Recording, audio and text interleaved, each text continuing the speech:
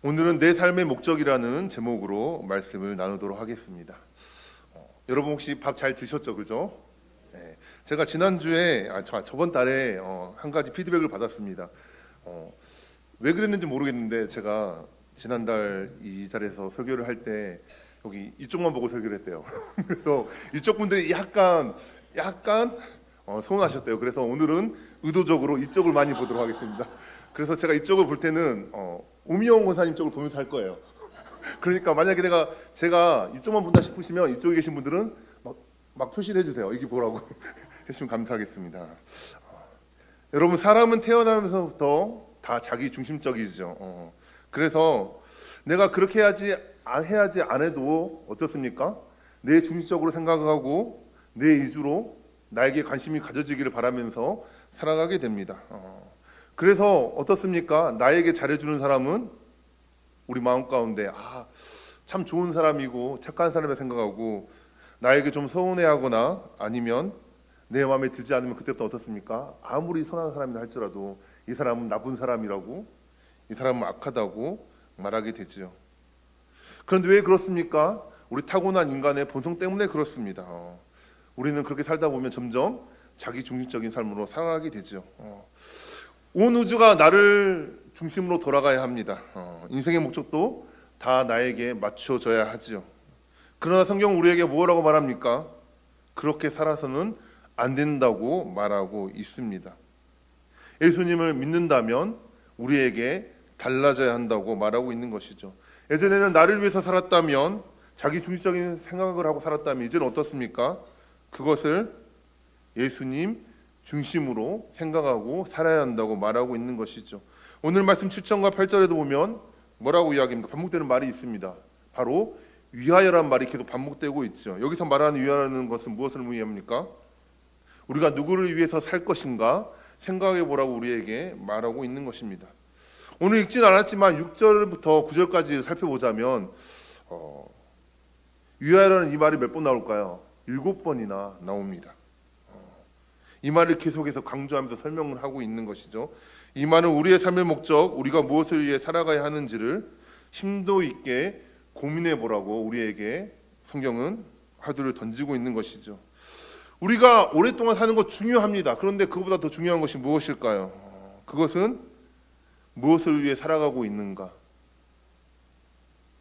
어떤 의미 있는 삶을 살아가고 있는가가 정말로 중요하겠죠. 비록 짧게 산다 할지라도 그 삶의 의미가, 가치가 있다면 얼마나 위대한 삶이겠습니까? 그리스도인과 비그리스도인의 차이가 여기에 있는 것입니다. 무엇을 위해 살았는가, 누구를 위해 살았는가를 바라보게 되면 이 사람이 믿음의 사람인가 아니면 믿음과 상관없는 사람인가를 우리는 반드시 알 수 있게 되는 것이죠. 7절을 보십시오. 우리 중에 누구든지 자기를 위하여 사는 자가 없고 자기를 위하여 죽는 자도 없도다라고 말하고 있습니다. 여러분, 이 말씀을 들을 때 어떻습니까? 어떻게 다가옵니까? 그냥 그저 그런 말씀으로 다가옵니까? 저는 좀 충격적으로 다가왔습니다. 초대교회 성도들이 어느 정도 신앙의 정체성을 가지고 있는지를 분명히 보여주는 것이죠. 만약 예를 한번 들어볼까요? 우리 교회 교인들이 모두가 자기를 위해 사는 사람들이 아니고, 자기를 위해 죽는 사람들이 아니고 주님을 위해 살고 주님을 위해 죽는 공동체가 바로 우리 동산교회 공동체 하면 어떨까요?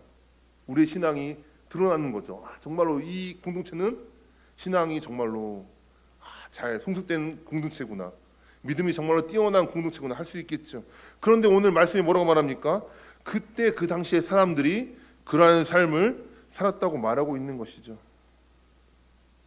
여러분, 예수님을 믿는다는 것은 무엇을 의미할까요? 그것은 내가 무엇을 위해 살아가고 있는가, 그것이 이제는 그전과는 바뀐 삶을 의미하고 있는 것입니다. 내가 예수님을 믿는 그 순간에 우리의 삶의 목적이 달라진 것을 의미하는 것이죠. 하나님을 모르고 믿음이 없는 사람은 어떠합니까? 자기 자신을 위해 살아가죠. 당연히 그들은 그럴 수밖에 없습니다. 여러분, 혹시 부모가 어떻습니까? 부모가 어떻게 산다고 그러죠? 자식을 위해 살아간다고 하죠. 그런데 자식을 사랑해서 자식을 위해 사랑하는 것도 있지만, 내가 자식을 이렇게 잘 키웠다는 것을 사람들에게 인정받기 위해서, 나 자신 인정받기 위해서, 칭찬받기 위해서 자식들을 열심히 키우죠. 자신만을 위해 살아가는 것, 인생의 목적이 자신을 위한 것인 사람은 때로는 거기에서 만족을 느끼지 못하면 어떻게 될까요? 사는 것이 재미가 없고 의미도 느끼지 못하게 되고, 그러다가 결국은 어떻습니까? 아무 의미가 없으니까 자기의 생을 마감하게, 포기하게 되어집니다. 이런 사람의 특징이 무엇일까요? 자기 인생의 주인은 자기라고 생각하고 그 목적이 자기가 되어지는 것이죠. 여러분, 생명이 무엇입니까? 생명은 그냥 사람의 목숨, 그렇게 생각할 수 있을지 모르겠지만 성경에서 말하는 생명은 무엇입니까? 하나님께서 살아있으라고 우리에게 명령하신 겁니다. 하나님께서 우리에게 생명을 주셨다는 것은 살아있으라는 명령이고, 생명이 다했다는 것은 무엇입니까? 이제 네가 살아있는 것을 마치라고 하나님께서 그렇게 명령하신 것이죠. 우리가 생명을 가지고 있다고 하는 것은 살아있으라 명령하신 하나님의 뜻대로 살아가야 한다는 것을 의미하고, 이제 생명이 끝났다는 것은 네가 이제 수고를 다 마쳤으니 하나님이 이제는 내게로 돌아오라고 하는 명령과 같다는 것입니다. 유대인들의 격언 중에 이런 말이 있습니다. 무덤이 너의 피난처가 되지는 않는다. 그렇게 생각하지 말아라라고 말하는 것이 있습니다. 그것이 무엇인가요? 여러분, 죽으면 끝입니까? 세상 사람들은 그렇게 말하죠. 죽으면 끝이라고. 그래서 이 세상에서 마음껏 누리고 살자고 말을 하죠. 그렇지만 죽음이 끝이 아니라는 것입니다. 우리는 우연적으로 잉태되어진 것이 아닙니다. 필연적으로 잉태되었고, 필연적으로 출생하였으며, 필연적으로 살았고, 필연적으로 죽을 것입니다. 필연적으로 마지막에는 우리의 왕의 왕이 되시고 유일하게 거룩한 자 되시는 그 하나님 앞에 심판받게 될 날이 올게 되는 것이라는 것이죠. 그래서 죽음이 끝이 아니라는 것입니다.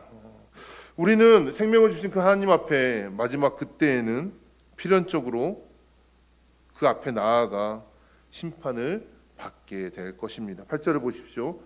조금 더 분명하게 이야기합니다.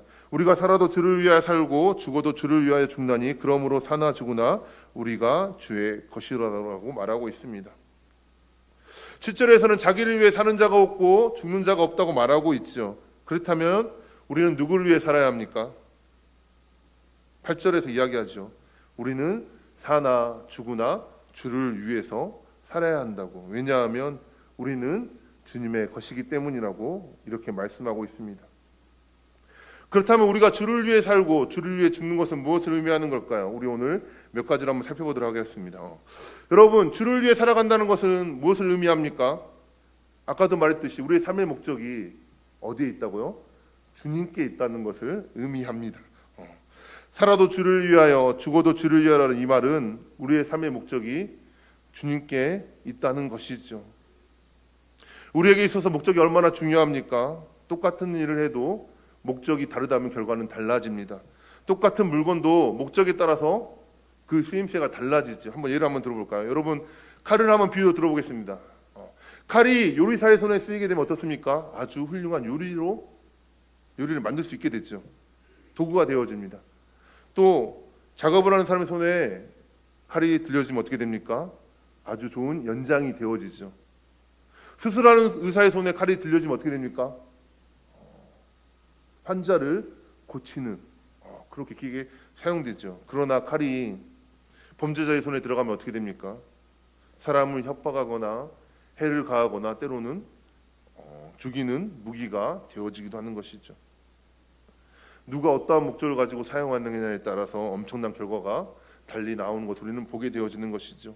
우리 인생도 마찬가지인 것입니다. 보통 이제는 7, 80을 산다고 안 하고 8, 90, 100년까지 산다고 말을 하죠. 그렇게 말했을 때 그 세월 동안 우리는 수많은 사람들을 만나고 수많은 일들을 하면서 살아가게 되어지죠. 그런데 그 인생을 평가하게 될 때 우리가 어떠한 목적을 살아가느냐에 따라서 그 사람에 대한 인생의 평가 또한 완전히 달라지게 되는 것이죠.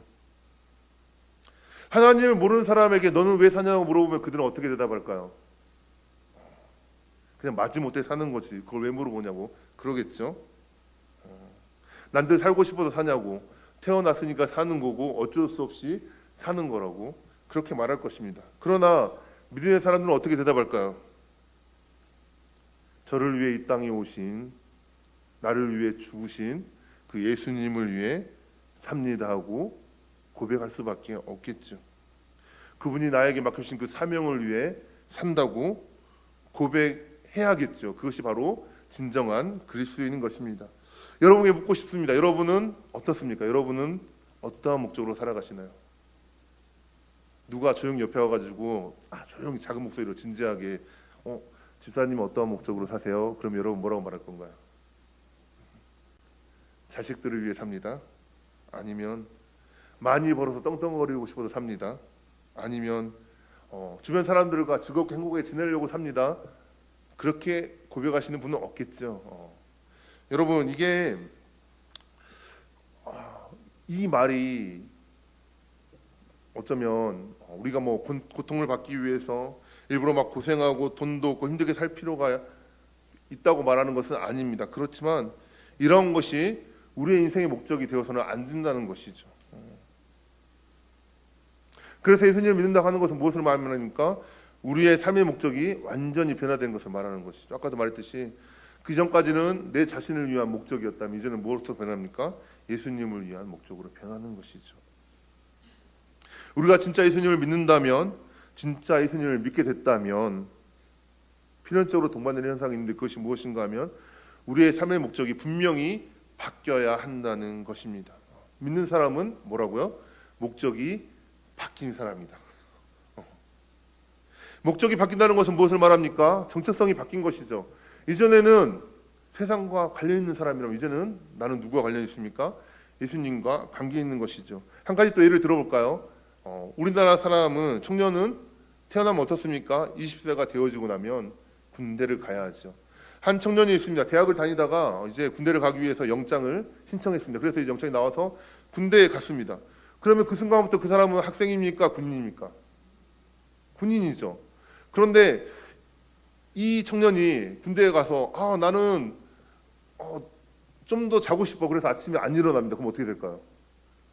다들 밥 먹으러 가는데 나는 밥 안 먹고 그냥 좀 더 잘게요. 그러면은 이게 군인입니까? 아닙니까? 아니죠. 그죠? 내가 뭔가 신분이 바뀌고 정체성이 바뀌었다고 하는 것은 내 삶의 모든 것이 바뀌어진 것을 의미하는 것입니다. 우리가 예수님을 믿게 되었다고 한다면 삶의 목적이 믿기 이전과는 믿은 이유가 완전히 바뀌어야 한다는 것이죠. 그런데 어떻습니까? 정말 우리의 삶의 목적은 바뀌었습니까? 쉽지 않다는 것입니다. 많은 사람들이 처음 예수님을 믿을 때 그 감격을 아시잖아요. 그죠? 처음 내가 구원받았다는 그 감격의 기쁨을 알았을 때, 내가 은혜 받았을 때 어떻습니까? 나는 이제 변할 거라고, 나는 이제 변할 수 있다고, 나는 이제 이전의 삶 다 버리고 세상 친구들 다 버리고 이제 주님을 위해 살겠다고 다짐을 하죠. 그리고 당분간은 그렇게 살아갑니다. 그렇지만 그 은혜가 식고 시간이 지나면 어떻습니까? 다시 원래 상태대로 돌아와 있는 우리들을 바라보게 되어집니다. 그런데 이 정체성에 대한 확신을 가지고 있는 사람은 어떻습니까? 절대 변하지 않는다는 것이죠. 이런 사람은 어떻습니까? 그 신앙생활 하는 것이 정말로 즐겁습니다. 왜 이렇습니까? 그 목적에 맞게 살아가기 때문이죠. 그런데 예수님을 믿기 전에 믿기는 하여튼 믿지만 삶의 목적이 바뀌지 않은 사람은 어떻습니까? 신앙생활 하는 게 너무나 힘듭니다. 너무나 불편합니다. 말씀을 읽어보려고 해도 쉽지 않죠. 그리고 예배 드리러 나오는 것 또한 어떨 때는 귀찮아지기도 하고 어쩔 때는 힘들기도 하죠. 예수님을 제대로 믿으려고 할 때마다 내가 원하는 게 이런 게 아닌가 하는 생각을 하게 되어지는 것이죠. 우리가 예수님을 믿는다고 주님 위해 산다고 하는 것은 우리의 삶의 분명히 목적이 바뀌어야 한다고 오늘 말하고 있습니다. 사람들이 허무함을 느끼는 이유가 무엇일까요? 그것은 하나님께서 우리에게 주신 그 목적을 벗어나서 살아가기 때문입니다. 무엇인지 목적에 맞게 정돈되고 또 목적에 맞게 움직이게 될 때 보람도 있고 의미도 있고 재미도 있는 것이죠. 목적에 맞게 살아갈 때 안식도 있고 평안도 있고 기쁨도 있는 것입니다. 한 주간 우리 이 말씀을 잘 묵상해 봤으면 좋겠습니다. 우리의 삶은 어떠한가? 내 삶의 목적이 그 목적에 맞게 살아가고 있는가? 내 삶은 정말로 기쁨이 있고 평안이 있고 정말로 우리 신앙생활은 즐거운가 한번 돌아볼 수 있는 우리 모든 성도들이 되었으면 좋겠습니다. 또 두 번째로 우리가 주를 위해 살아간다는 것은 무엇을 의미하는가 하면 우리의 삶의 기준이 이제는 누가 되어야 합니까? 주님이 되어야 하는 거죠. 목적이 주님이기 때문에 우리 삶의 기준 또한 주님이 되어야 한다는 것입니다. 그래서 그 기준에 맞게 살아가면 잘 사는 것이고 그 기준에 맞게 살아가지 못하면 못 사는 것이 되는 것이죠. 하나님을 모르는 사람들의 기준은 무엇일까요? 잘 사는 것의 기준은 무엇일까요?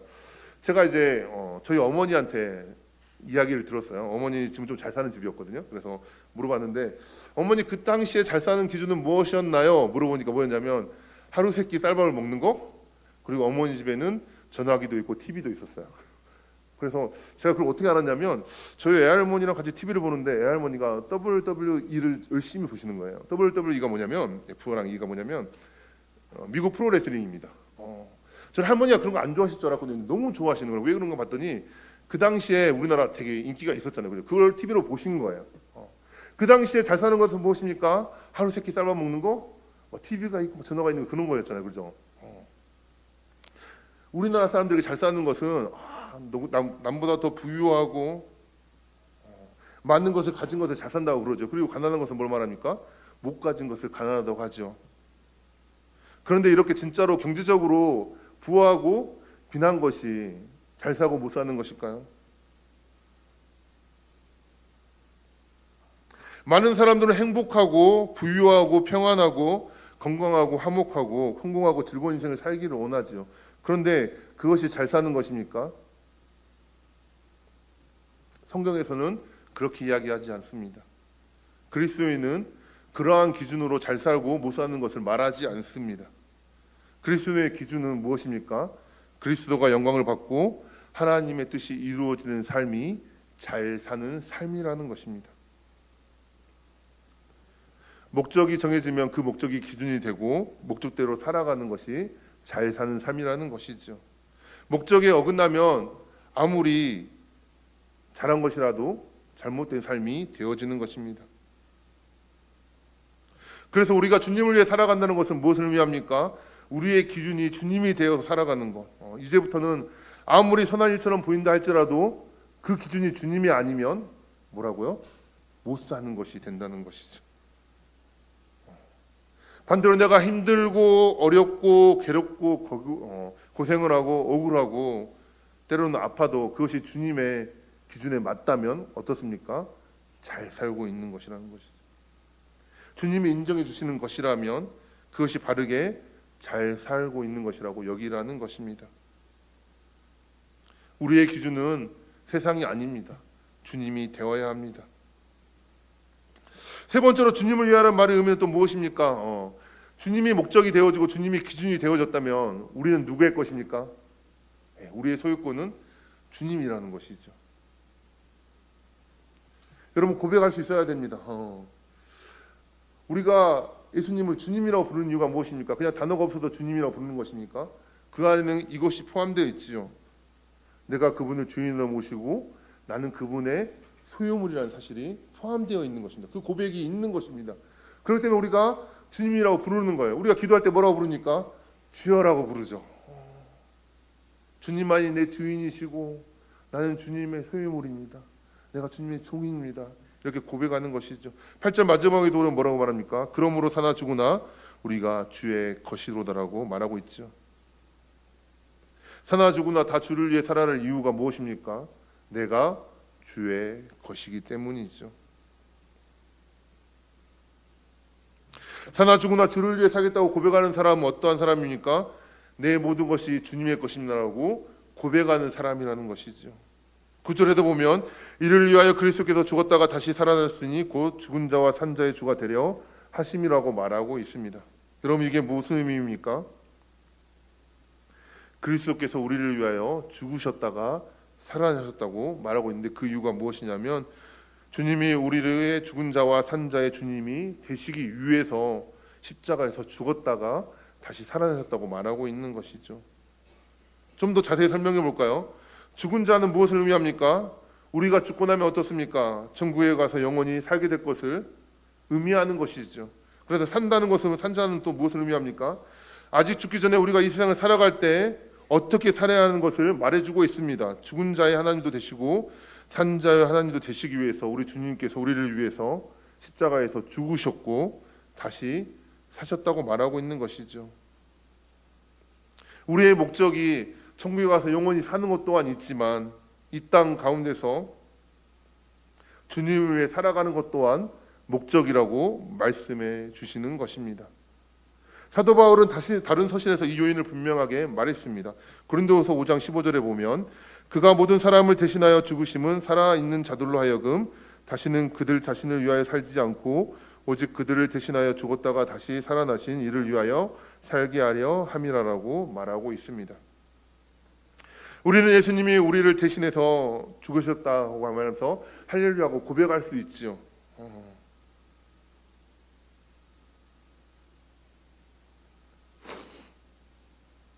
묵상하고 감사함으로 끝날 수 있습니다. 그런데 주님이 왜 그렇게 하셨다고요? 왜 십자가에서 죽으셨고 다시 부활하셨다고요? 살아나신 그분을 위해 살게 하기 위해서 그랬다고 말씀하고 있는 것이죠. 우리의 목적이 제대로 된 사람이라면 삶의 목적이 바뀌어야 한다고 말했습니다. 그러면 이제부터는 나를 위해 대신 죽어주신 주님을 위해 살아야겠다 하고 다짐해야 한다는 것이죠. 그래서 고린도후서 5장 17절에도 보면 그리스도 안에 있는 새로운 피조물이라고 말하고 있는 것입니다. 이제 우리는 새로운 존재가 되었고 거듭난 사람이 되었고 새로운 사람이 되었습니다. 이전에는 내가 나를 위해 살아왔다면, 나의 만족과 나의 즐거움을 위해 달려갔다면 이제는 어떻습니까? 완전한 새로운 피조물이 되어서 나를 위해 죽었다가 살아나신 그 주님을 위해서 내가 살아가는 존재가 되었다는 것이죠. 우리는 이러한 존재로 우리를 여겨야 하는 것입니다. 갈라디아서 2장 20절에도 이렇게 말합니다. 내가 그리스도와 함께 십자가에 못 박혔나니 그런즉 이제는 내가 사는 것이 아니요 오직 내 안에 그리스도께서 사시는 것이라. 이제 내가 육체 가운데 사는 것은 나를 사랑하사 나를 위하여 자기 자신을 버리신 하나님의 아들을 믿는 믿음 안에서 사는 것이라. 아멘. 여기서도 우리에게 강조하는 것이 있죠. 우리를 위해 죽으시고 다시 살아나신 것을 믿는 사람들은 이제 내가 사는 것이 아니고 뭐라고 말합니까? 예수님을 믿는 믿음 안에서 사는 것이라고 말씀하고 있습니다. 고린도서 5장 15절과 갈라디아서 2장 10절의 이 두 구절은 우리에게 분명하게 말씀해 줍니다. 그리스도께서 우리를 위해 죽으신 목적이 무엇이냐? 그래서 다시 살려내신 목적이 무엇이냐? 자기만을 위해 살아가는 것이 아니라 이제는 주님을 위해 살아가는 자로 바꾸게 하려 함이라고 말씀하고 있습니다. 여러분, 우리는 이 말씀에 매우 무거운 책임감을 가지고 살아야 합니다. 12절에 말씀합니다. 이러므로 우리 각 사람이 자기 일을 하나님께 직고하리라. 여러분, 직고하다는 것은 무엇을 말합니까? 직접 말씀하다, 직접 구한다는 거 말하죠. 우리는 착각할 수 있습니다. 나 정도면 정말 신앙생활 잘하는 거지, 나 정도면 주를 위해 살아가는 거지 하면서 생각할 수 있지요. 그러나 때가 되면 어떻습니까? 우리는 모두 다 하나님 앞에 가서 나의 그 행위들을 직접 고해야 하는 날이 있다고 말씀해 주시는 것이죠. 하나님 앞에 직접 고하고 시험하는 날이 우리에게 반드시 있을 것이라고 말하고 있습니다. 그렇기 때문에 우리가 나를 향해서 나 신앙생활 잘하고 있다고, 나 정도면 주를 위해 살았다고 혼자 말하는 것은 중요하지 않습니다. 나중에 주님 앞에 가서 직접 고하게 될 때 하나님께서 너 정말 나를 위해서 살았다, 나를 위해서 열심히 일했구나, 그런 것을 받아야 되지 않겠습니까?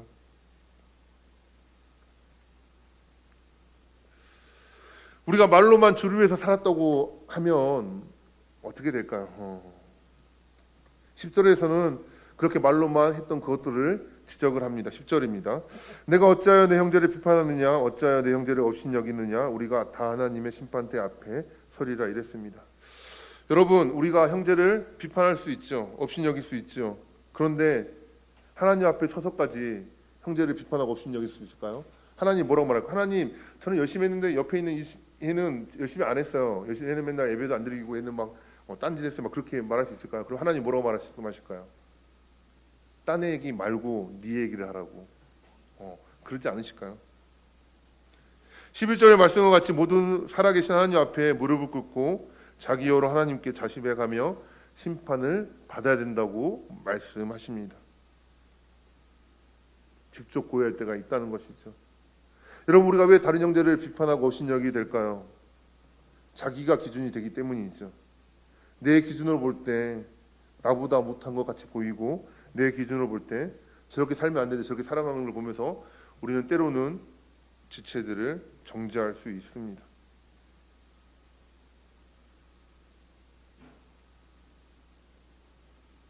우리는 오늘 바울의 이 고백을 함께 동일한 믿음으로 고백할 수 있었으면 좋겠습니다. 살아도 주를 위하여 살고 죽어도 주를 위하여 죽겠다.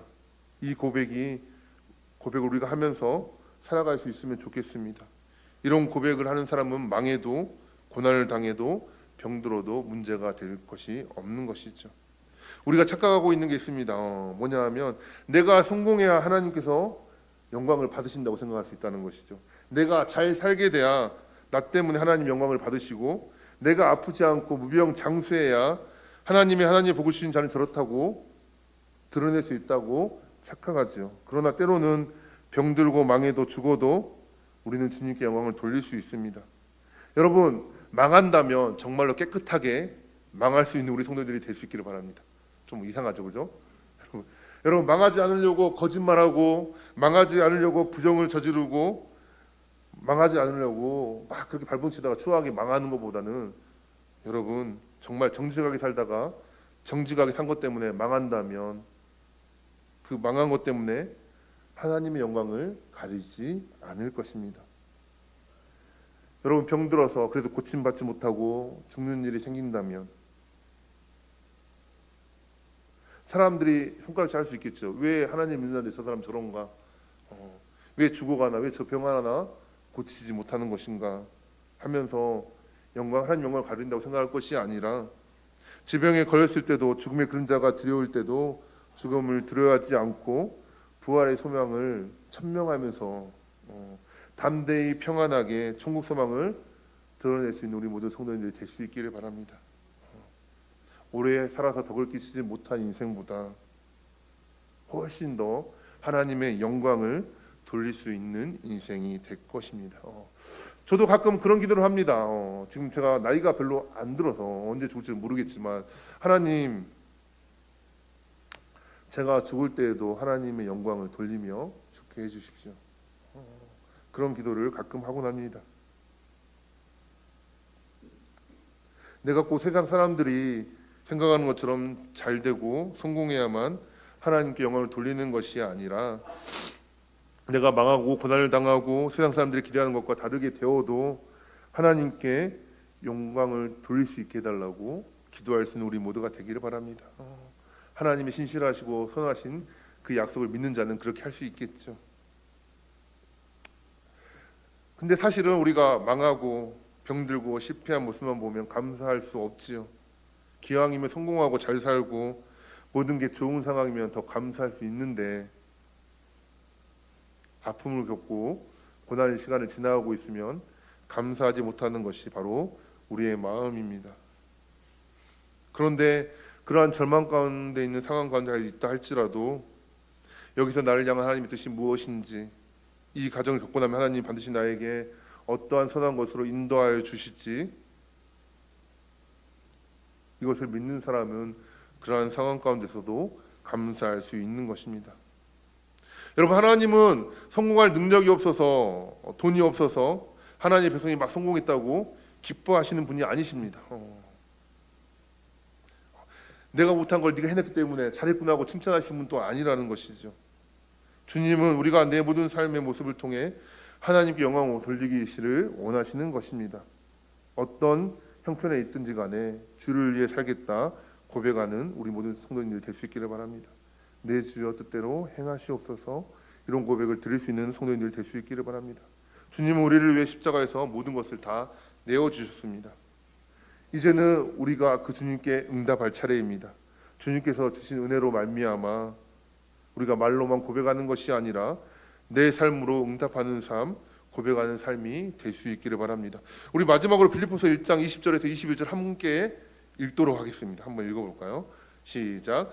나의 간절한 기대와 소망을 따라 아무 일에든지 부끄러워하지 아니하고 지금도 전과 같이 온전히 담대하여 살든지 죽든지 내 몸에서 그리스도가 존귀하게 되려 하나니 이는 내게 사는 것이 그리스도니 죽는 것도 유익함이라.